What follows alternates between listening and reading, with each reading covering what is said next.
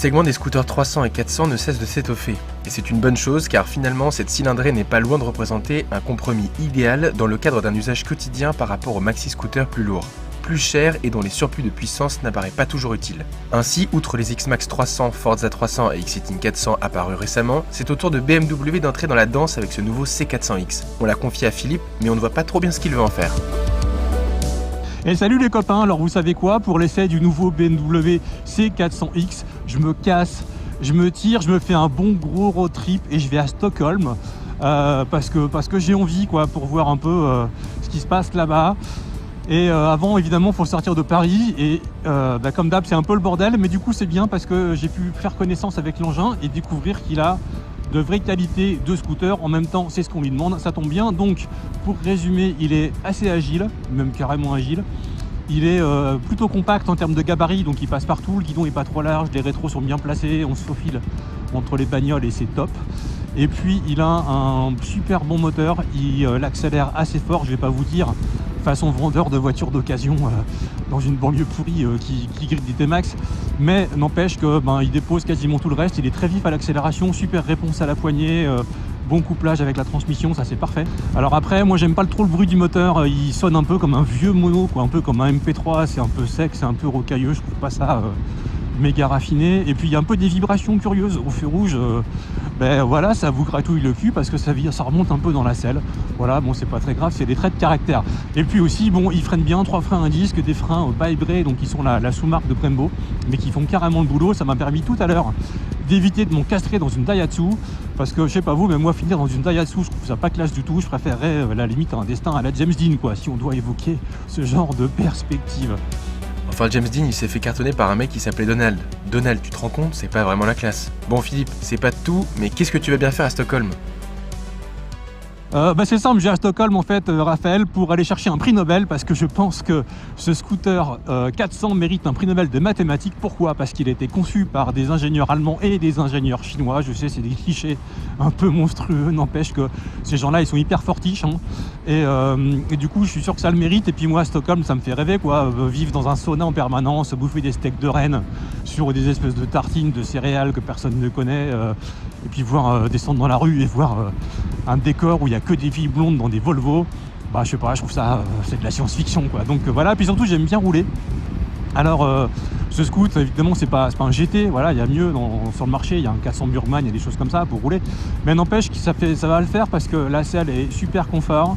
Moi j'ai un point commun avec Adriana Carambeu, c'est pas de sortir avec un footballeur, c'est d'avoir des super grandes jambes et j'ai de la place devant pour les bouger, donc c'est confort.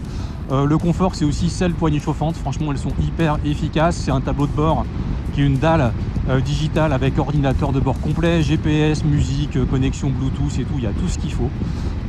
Alors après bon, les remous d'air au niveau de la bulle c'est pas terrible, les remous d'air sur les jambes non plus, mais ça il y aura le C400 GT pour ça. Donc moi c'est décidé, hein, je vais présenter ce package au prix Nobel pour la brillance de sa conception et choper un prix Nobel de maths, j'en suis sûr. Non mais Philippe, t'as craqué ? Comment tu veux gagner le prix Nobel de maths avec un scoot qui sait même pas compter ? Ton 400 en vrai c'est un 350. Ah ouais, t'es sérieux ? Dis donc, je m'en doutais pas que c'était pas un 400 et que un 350, parce que tout à l'heure en Allemagne, joli pays, j'ai pris 148 compteurs à 8400 tours et comme BM annonce 139 chrono, bon je pense qu'on y est quand même. Laisse tomber, t'as aucune chance. Ouais bon Raph, en fait j'avoue que t'avais raison, hein, j'avais aucune chance avec un scoot qui est déjà pas très bon en équation. Et du coup je vais rentrer parce que faut bien le faire, et puis moi j'adore rouler donc ça tombe très bien, et je vais prendre les petites routes. Et là deuxième série de bonnes surprises, parce que franchement il est super bien équipé. On a parlé des freins qui sont très bons, on a parlé des pneus, les Pirelli Angel Scooter qui mettent les Pirelli Angel Scooter qui sont très bons sur le sec et qui mettent vraiment bien en confiance sur le mouillé, et tous les scouts peuvent pas en dire autant. Donc là franchement c'est que du positif. Et puis il y a un autre truc, ce scoot là c'est pas une merguez, on rentre en virage de manière optimiste, ça se dandine pas, ça se tortille pas, c'est précis, la garde au sol est super bonne, c'est pas comme certains scouts où on est posé tout de suite sur l'écartère ou sur la béquille et puis on se fait peur. Là on peut franchement enquiller, et le moteur il est efficace, hein. Franchement il est en termes de puissance et de couple, il est en phase avec un Yamaha X-Max 400, ce qui est pas mal. Et du coup voilà, c'est encore des bons points pour ce BMW, même si même s'il n'a pas pu prétendre au prix Nobel de maths.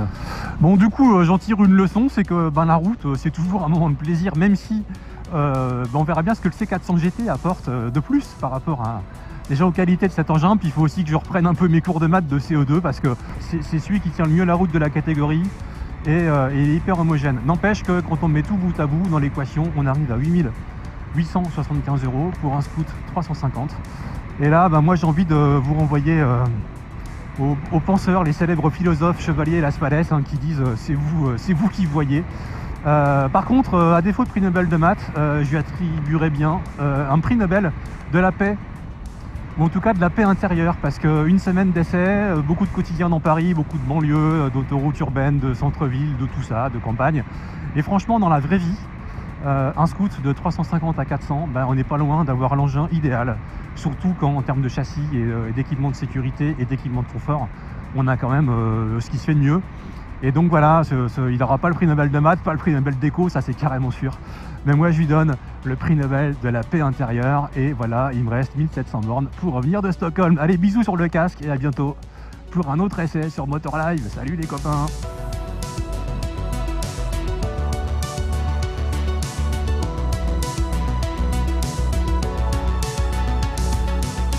De toute façon, c'était plié d'avance. Le C400X ne pouvait pas recevoir le prix Nobel de maths, d'abord parce qu'il n'est pas décerné à un scooter et que surtout, ça n'existe pas.